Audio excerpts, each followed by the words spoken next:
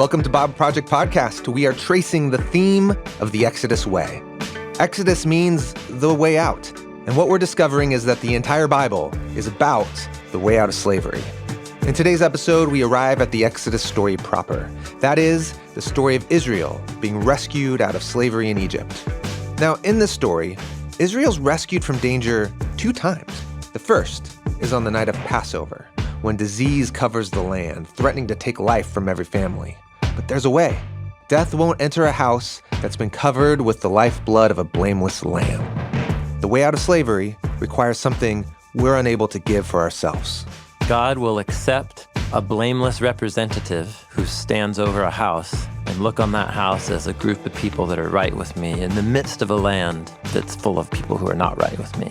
So that's the first rescue from death. Then, as Israel leaves Egypt, Pharaoh's army comes chasing after them, pinning them up against the chaotic sea. The people freak out, and they're like, "You just kill us in Egypt. Like, why'd you bring us out here?" And Yahweh says, "Stand still and see the salvation of Yahweh." In the middle of the sea, a passage opens up. The way out of slavery is through what looks like certain death. So 2 stories of rescue, one through a night of death, the second through a sea of death. Both Passover and the passage through the sea within the Hebrew Bible are these coordinated images of salvation. Both are reflected on by later biblical authors, often blended together as a single act of salvation. Today we look at the way out of slavery in 2 rescues, Passover and baptism. And we see that this isn't something just for ancient Israel. This is something for us too. The most important ritual practices that have been a part of the Jesus movement from the very beginning are rooted in those 2 deliverance stories. Today we begin the way out. Thanks for joining us. Here we go.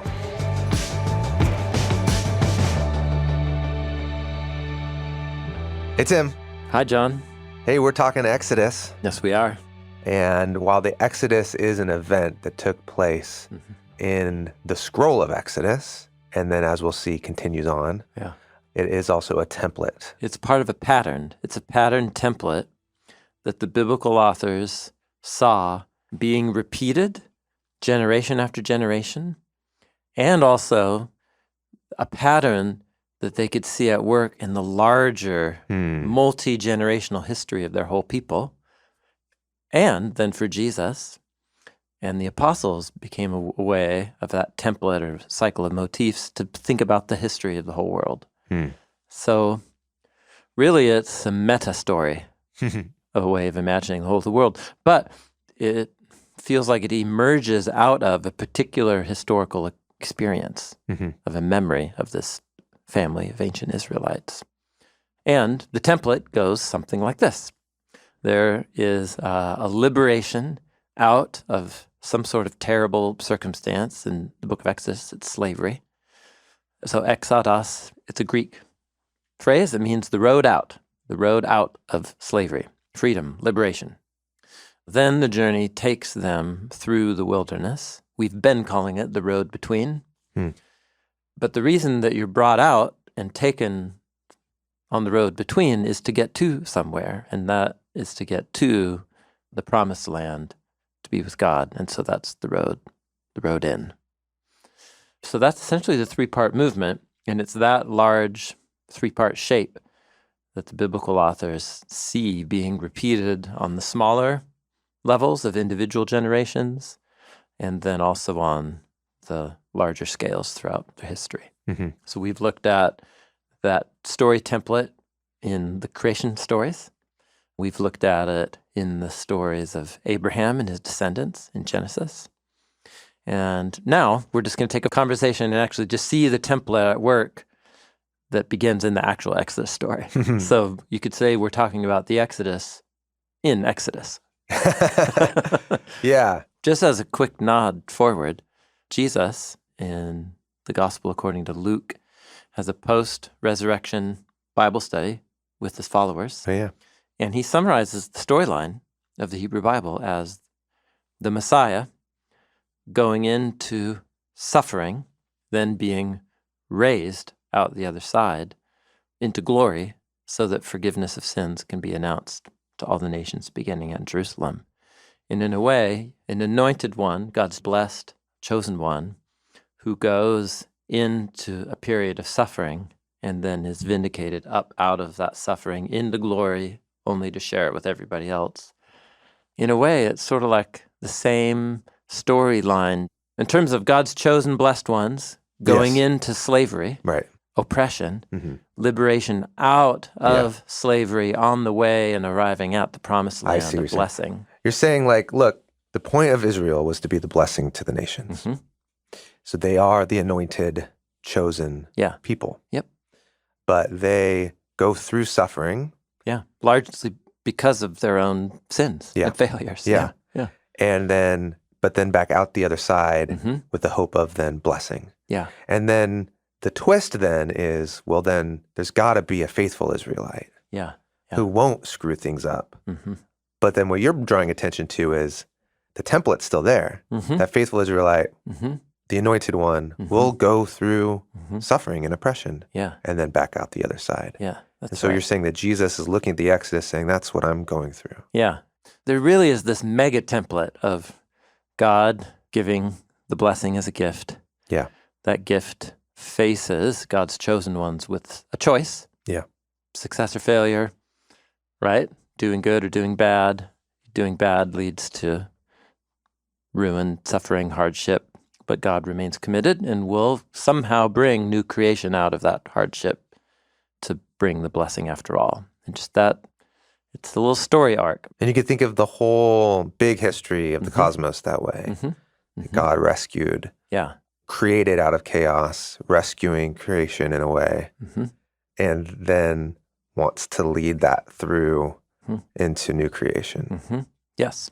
So that's the big three-part movement. Okay. What I'd like to do is just a quick overview how the three movements work in Exodus proper, specifically the first movement. But I want us especially to focus on the famous Song of the Sea in Exodus 15, because, remarkably, it actually contains within itself almost the whole story in a nutshell. And it's like a pivot moment that looks back at the first part, the liberation out of slavery, the road out. It anticipates the road in between, and it anticipates the road in. So the poem almost tells the whole story within itself. But first, let's just do a quick overview of how the Exodus story works from Exodus chapter 1 leading up to that song in Exodus 15.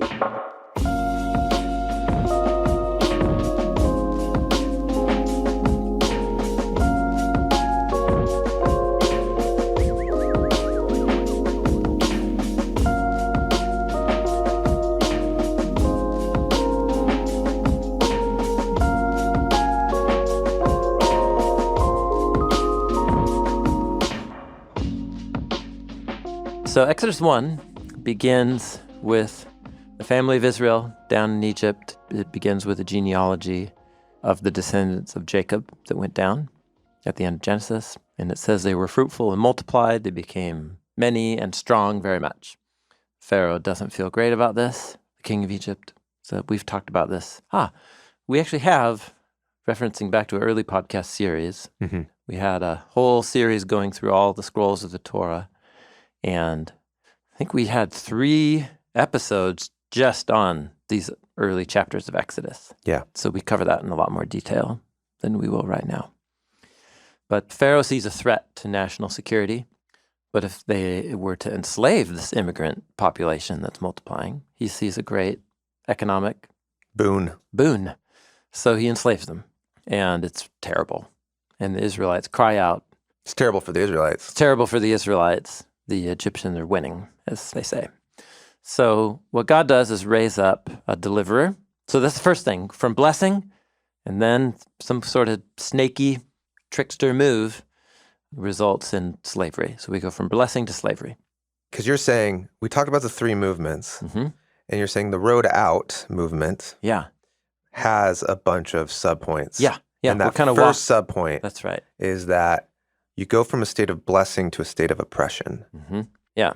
And it's Exodus, but it's being set on analogy to times where that's happened in Genesis too, where you went from the blessing of the 7th day Garden of Eden given to Adam and Eve, but there's a snaky trickster there, and poor decisions are made, and you find yourself in the land of dust and death. Okay.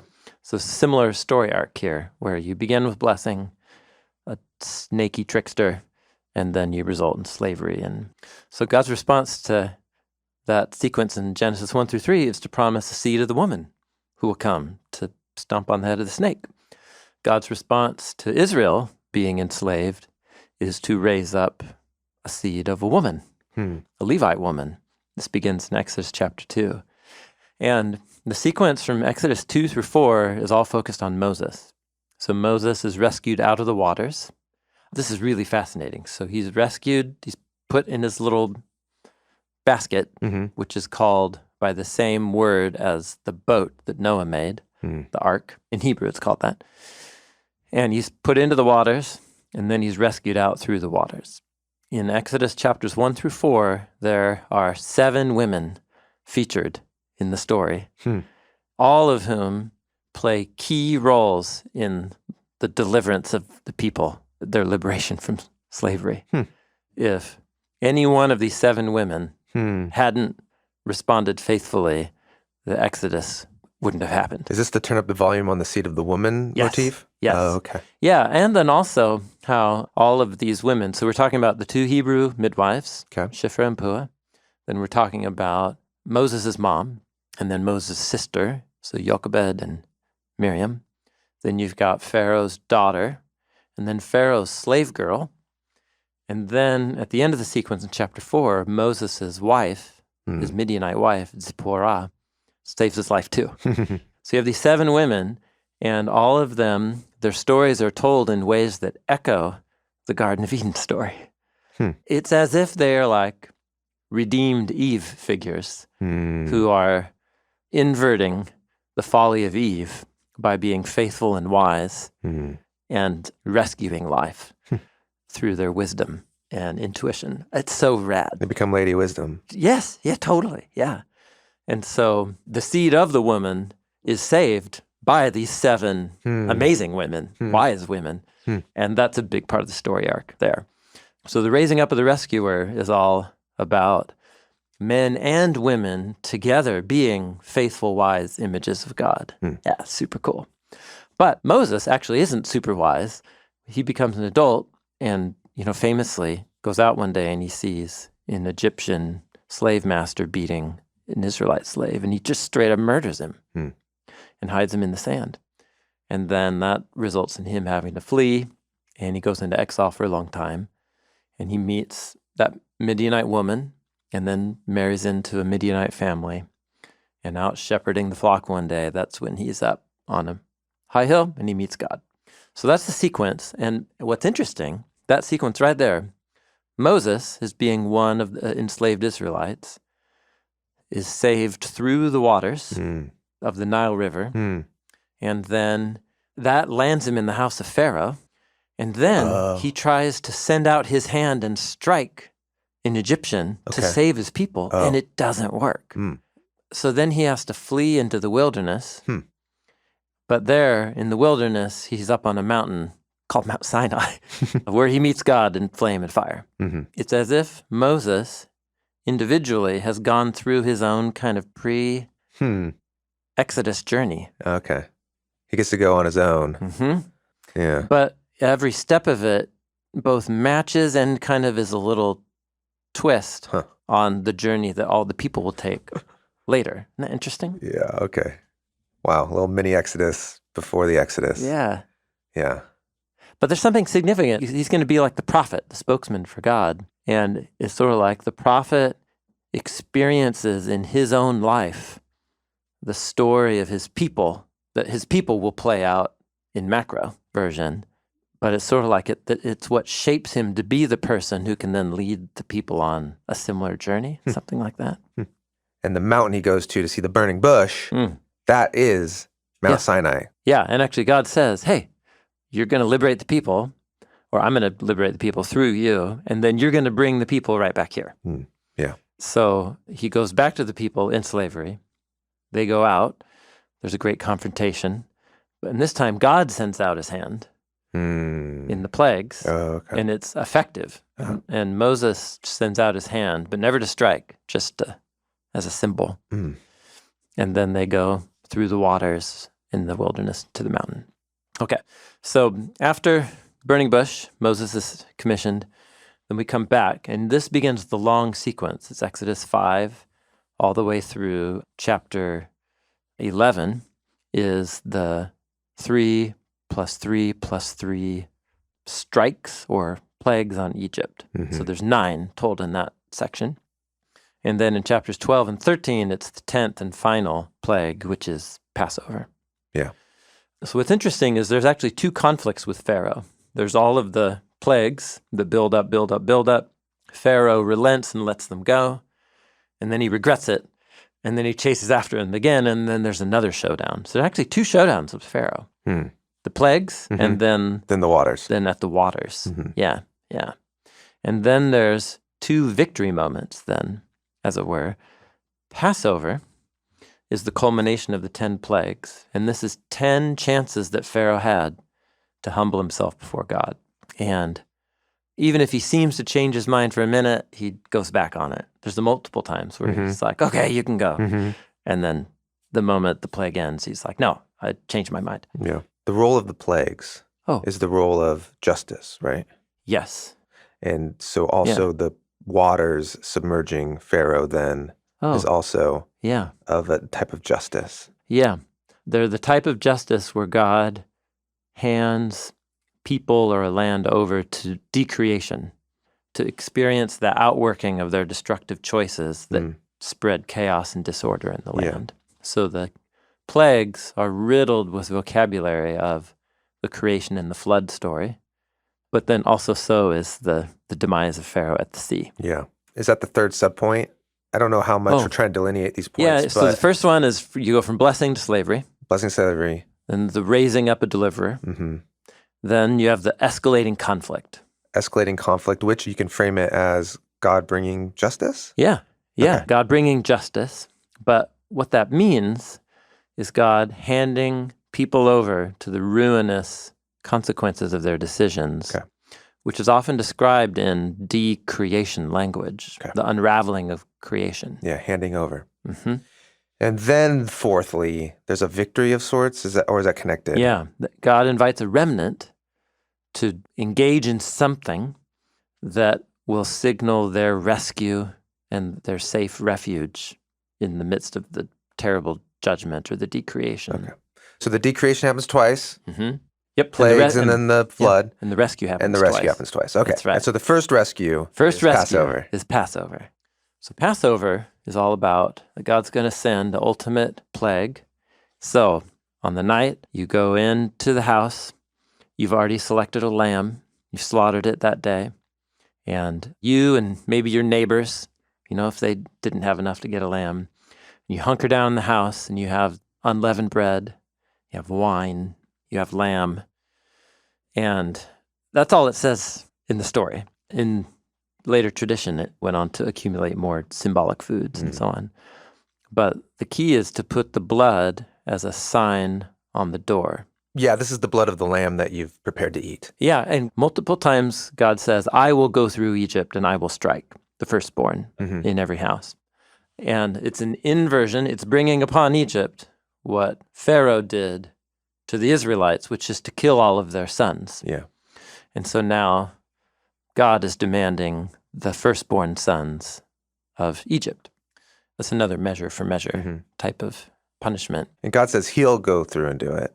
Yeah, and God says many times, I will go through, I will strike, except one time. When it actually happens. In Exodus 12, verse 23, and then Yahweh says, when I pass over Egypt and I see the blood on a door of a house, I will pass over and I will not allow the destroyer to enter in. So interesting. It is super interesting. And what later generations of Jewish readers saw in that destroyer is a metaphorical description of a disease, like a plague, especially because the same language is used to describe an event later in the life of David. and it's an actual, like a plague, a disease. It's decreation again. Yeah, it's decreation. It's the undoing of life. And God's saying, I'm going to let it loose. I'm letting it loose. Yeah, like the waters of the flood. Like the waters of the flood. In fact, the waters of the flood are called the destroying waters. Oh, really? The mashchit. Oh, wow. It's the same word. Okay.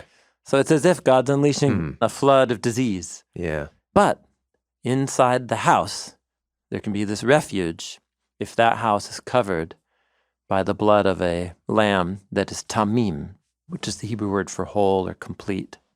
It's translated without blemish of an animal, but when it talks about people, like Noah was tamim, which meaning he was complete in character, he was righteous, and he walked with God.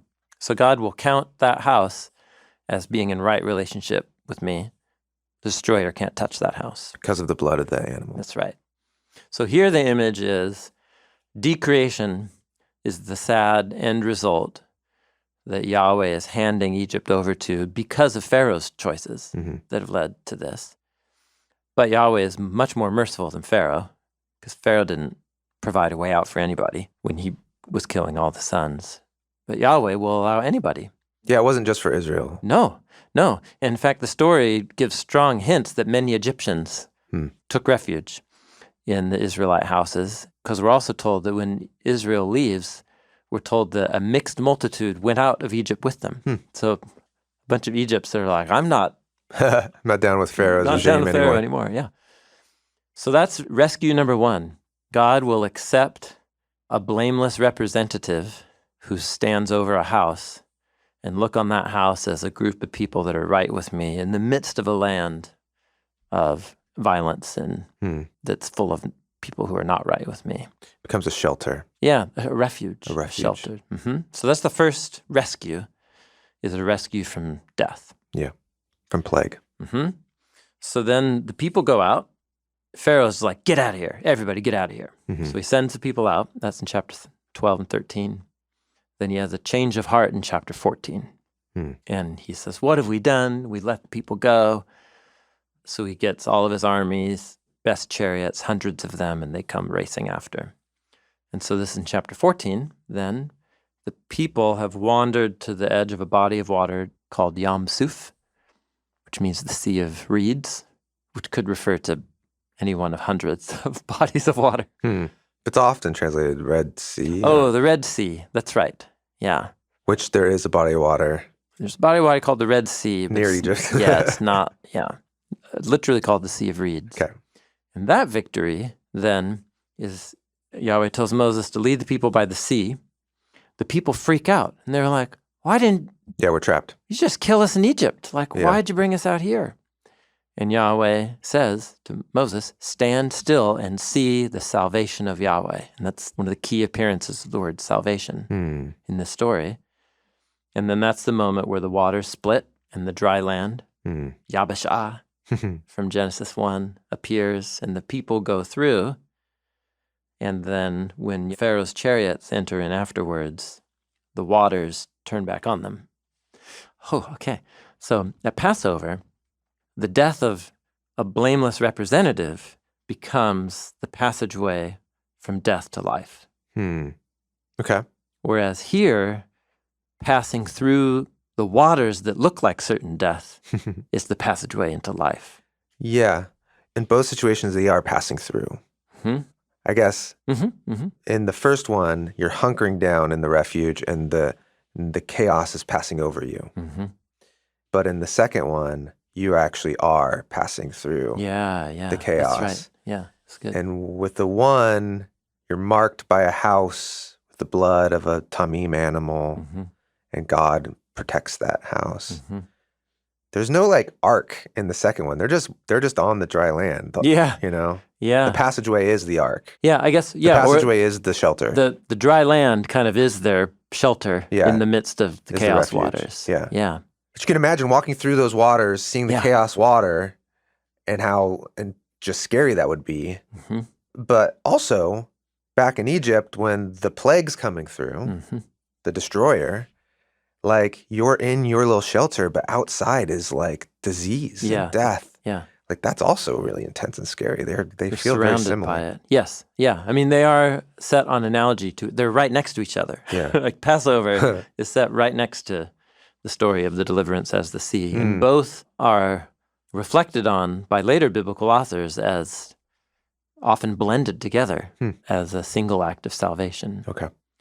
So what's interesting, just a quick little side note here, the most important ritual practices that have been a part of the Jesus movement from the very beginning are rooted in those two deliverance stories. Yeah. The Passover meal is what Jesus does to say that this is my body and this is my blood that we call communion. And then going through the waters, we symbolize a baptism. It's a kind of baptism. Wow. Paul, the apostle, in 1 Corinthians 10, it's not his main idea, but it's just a little side comment that he makes.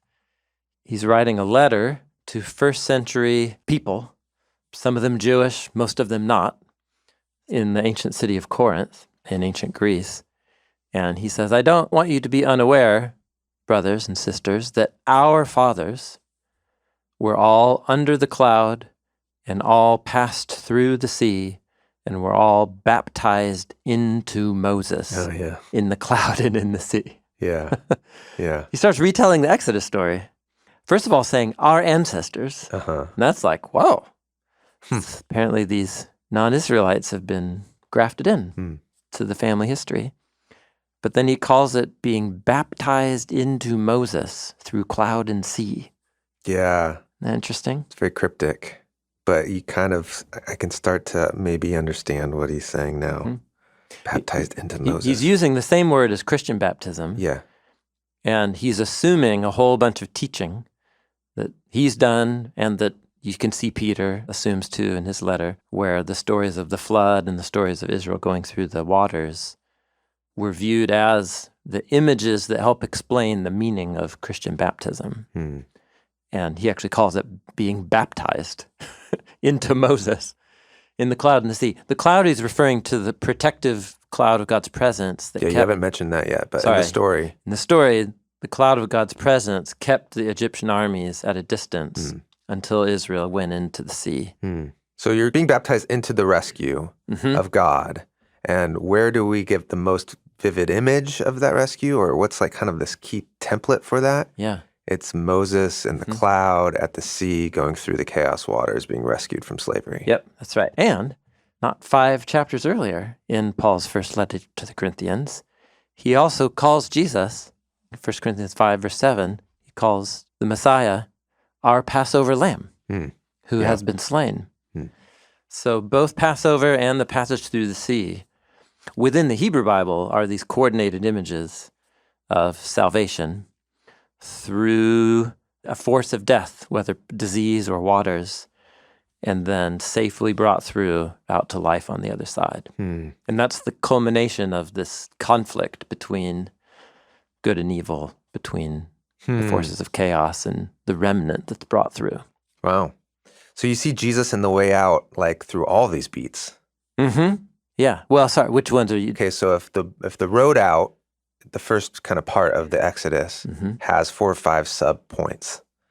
You kind of see Jesus like woven through like all of it in a way. Or that he is tapping into all of these themes. Yeah. By choosing Passover week. Yeah. Ooh, also, he called his upcoming death that would happen the week of Passover. Remember when those 2 disciples come up to him and they say, hey, can we sit on your right hand and your left when you rule in glory? And he says, can you drink the cup That's the Passover cup. And can you be baptized with the baptism that I'm going to undergo? Isn't that good? So again, Passover and the deliverance through the sea. They're different moments in the story, but really, they're closely tied together. I guess I'm just saying, like, he is Israel going through the sea, but he's also the Tamim sacrifice that protects Israel. Yeah, exactly. And he's also the deliverer raised up to lead Israel out. Yeah. You know, it's like he's the package deal. Yeah. Wow. Okay. So I said where I wanted to lead us to was Exodus 15. Okay. And we've got there. All right. So I'll just summarize the main point of Exodus 15. It's a short, poetic retelling of the deliverance story up to that point. And then it pivots on a little hinge that says what Yahweh just did He is the kind of God who he just does this. And in fact, he's going to do it again. And then the last part of the poem is painting a future picture of how Yahweh's going to do it again. And this is the culmination to the story. So the story culminates in a poem that says, the thing you just read is the template for something Yahweh's going to do again. That seems to be the design of this poem as a whole. Okay. So, having said that, let's just take a quick tour through what is called the Song of the Sea, Exodus 15.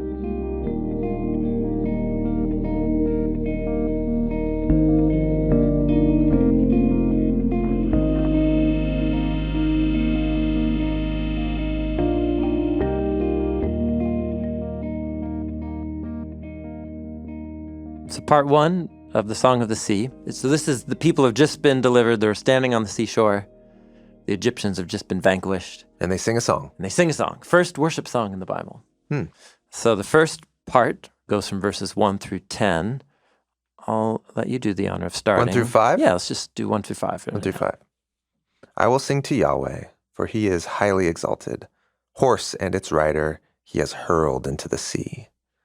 Yahweh is my strength and my power. He has become my rescue. This is my Elohim, and I will praise him, my father's Elohim, and I will exalt him. Yahweh is a man of war. Yahweh is his name. Chariots of Pharaoh and his army he cast into the sea. His choice officers they sank in the sea of reeds. The deep abyss covers them. They went down into the depths like a stone. Fairly straightforward.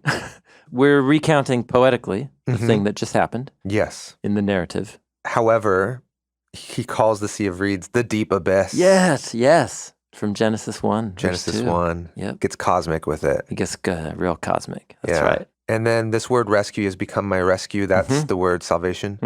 Yeah. Okay. Yeah, the Hebrew word Yeshua, which is Jesus' Hebrew name. He's become my Jesus. He's become my Yeshua. So notice the hurling into the sea was mentioned first and last. Okay.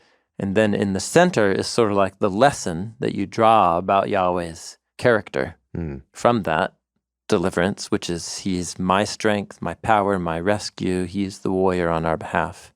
Yeah. So let's praise him. It's interesting to, this phrase, he's a man of war, just by itself, you can imagine all sorts of things by this phrase. But in context of everything we've been talking about, he wants to rescue the oppressed.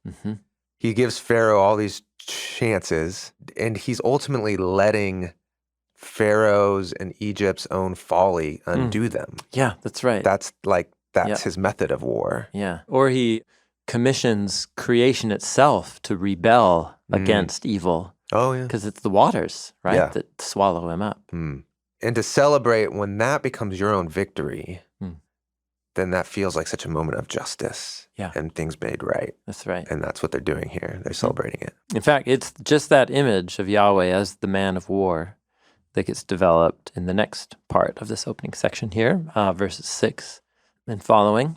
I'll pick it up. Your right hand, Yahweh, is majestic in power. Your right hand, Yahweh, shatters the enemy.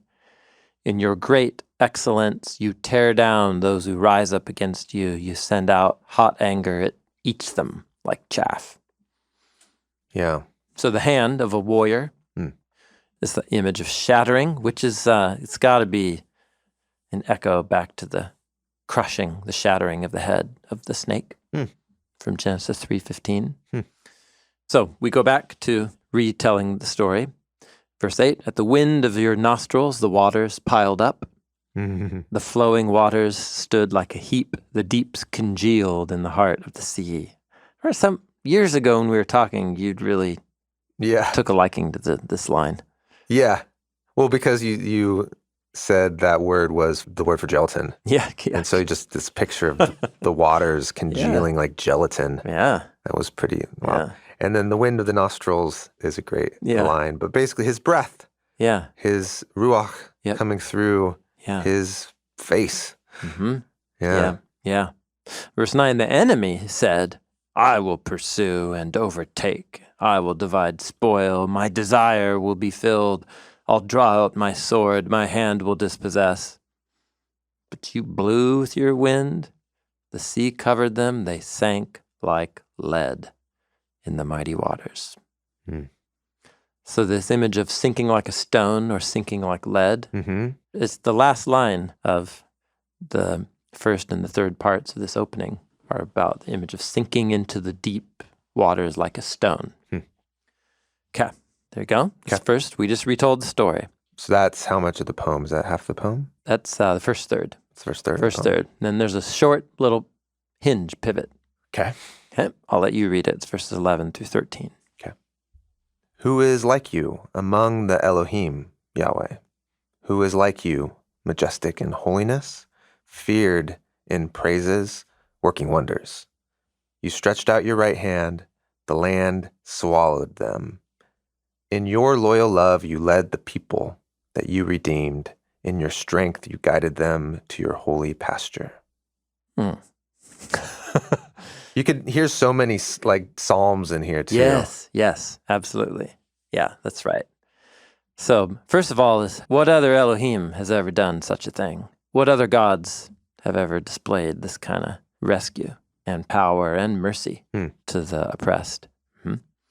So you sent out your right hand, it swallowed them. So you dealt with the bad guys, but then with that same right hand, with your loyal love and power, and then there's these two images that go forward. Yeah. We're moving forward now somewhere. Yeah. So stretching out the right hand and swallowing them, that's what just happened. That's the road out. Linking back. Here, we're talking about the road in. You led the people you redeem. What's fascinating in the Hebrew verb forms here, they're not imperfect or future oriented. They're just standard past tense verbs. It's really interesting. Meaning? Well, God hasn't led and guided them to a holy pasture yet in the narrative. Okay. But from the perspective of the poem, they've referred to as if it's done. You led your people, you guided them to your holy pasture. I see. No, and they're not at the holy pasture. They're at the beginning of the wilderness journey. And just in case we're wondering, what's the holy pasture? We come now to the last third of the poem. Okay. The peoples have heard. They tremble. Anguish has gripped the inhabitants of Philistia. The chiefs of Edom were dismayed. The leaders of Moab, trembling, grips them. All the inhabitants of Canaan have melted away. Terror and dread fall on them by the greatness of your arm. They are silent like a stone. So let's pause right there. So I think we just got an identification of the holy pasture where the people are going. By the people who are there. Because it gets a portrait of the people who are there. Yeah. And they're dismayed and trembling because... the peoples have heard. So it's as if the report of the mighty acts of Yahweh are going to spread, because who among the gods is like Yahweh? So when the people hear what Yahweh did to Egypt, and then that he led the people through the wilderness and to this land. Okay, and they're coming to our land. They're coming to our land? Yeah. Oh, no. Yeah. And they also are like stones. They're described as stones. They get lumped in with the Pharaoh in a way. Right. They're also lumped in as the bad guys in this poem. Yeah. They're the bad guys who are waiting, who are going to hear the report. Yeah. And they too will be like stones. That is silent, like stones. Yeah. So there's this analogy being set up that the past victory of the Exodus, where God's hand brought victory and the enemy sank like stone. And now you have future Pharaoh-like leaders, but in the land of Canaan, in the land where they're headed. And those people will be dealt with by God's arm and also be like stones. But this is the book of Joshua. Like what this is referring to is what you read about in Joshua. Yeah. So this was one of those things all the way back is, what's the Exodus story? Okay. Is it just the road out?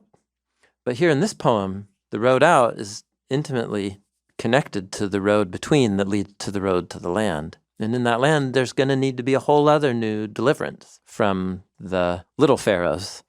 We're just naming all the bad guys of Joshua and Judges here. The Philistines, the Edomites, the Moabites, and the Canaanites. who are going to attack the Israelites as they come into the land.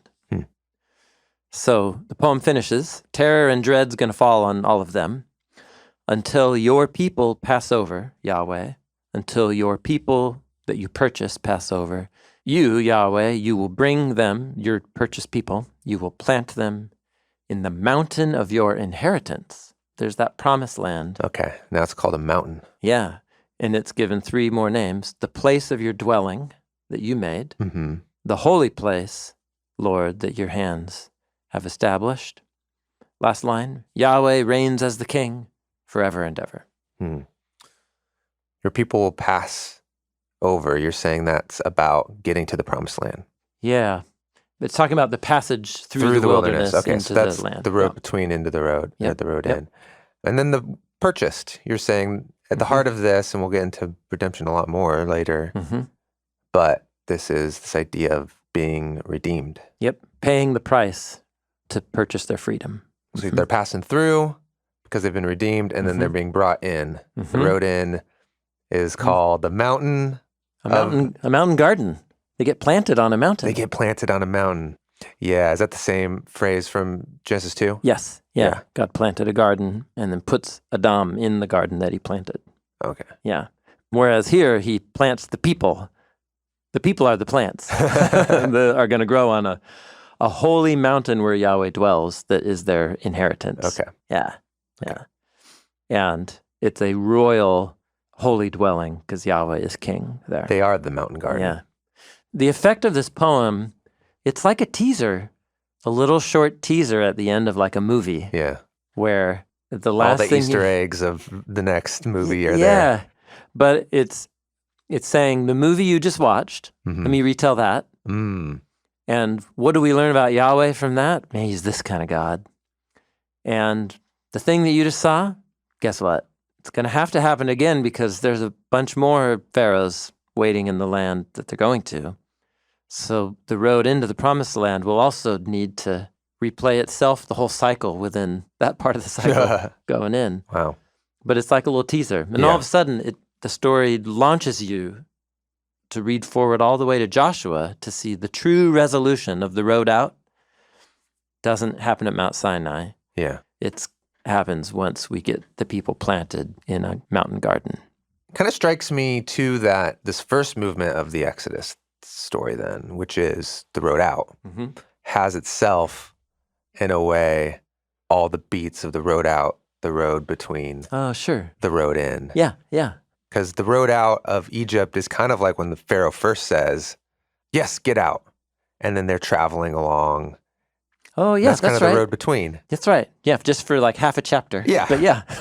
It's not really focused on. And then they get to the final passage into what you think might be final deliverance, but you find out it's the wilderness. Yeah. And in the same way, once they get to the promised land, they kind of realize, oh, this is now a new wilderness for us. Yeah. Exodus stories within Exodus stories within Exodus stories. Yeah. In fact, that's the perfect place to go. Next, then, is we're going to survey Joshua and Judges for moments where the confrontations that Israel has with the Canaanites there and the battles, many of those battles, they're all framed and told in the language of the deliverance from Egypt, so that the kings of Canaan are depicted as new oppressive pharaohs from which Israel needs to be delivered. And in a way, it's like an Exodus within a larger Exodus. Thanks for listening to Bible Project Podcast. Next week, we'll look at what happens when Israel enters the land of promise. This is supposed to be the moment of relief and celebration, but it turns out there's more danger waiting for them. The book of Joshua is being framed as like an inverse Exodus. The road into the land becomes a backward sequence of the road out of Egypt. The road in between becomes like a pivot. They've come out of the wilderness, and now they're going through a body of water, but not away from danger, into danger. Bible Project is a crowd-funded nonprofit, and we exist to experience the Bible as a unified story that leads to Jesus. Everything that we make is free because of the generous support of thousands of people just like you. Thank you so much for being a part of this with us. Hi, my name is Laura, and I'm from Detroit, Michigan. I first heard about Bible Project from the Read Scripture app, and that's still what I use Bible Project for today, is the Bible overview videos. My favorite thing about the Bible Project is just the story format in every video. It's so easy to follow and enjoyable to watch. We believe the Bible is a unified story that leads to Jesus. We're a crowd-funded project by people like me. Find free videos, articles, podcasts, classes, and more on the Bible Project app and at bibleproject.com. Hey everyone, this is Christopher. I handle communications for our patron care team at Bible Project. I've been working at Bible Project for 4 years, and my favorite part about my work is getting to write the prayer email that gets sent out to 80,000 people each month who are praying for our studio and the work that we do. There's a whole team of people that bring the podcast to life every week. For a full list of everyone who's involved, check out the show credits in the episode description wherever you stream the podcast and on our website.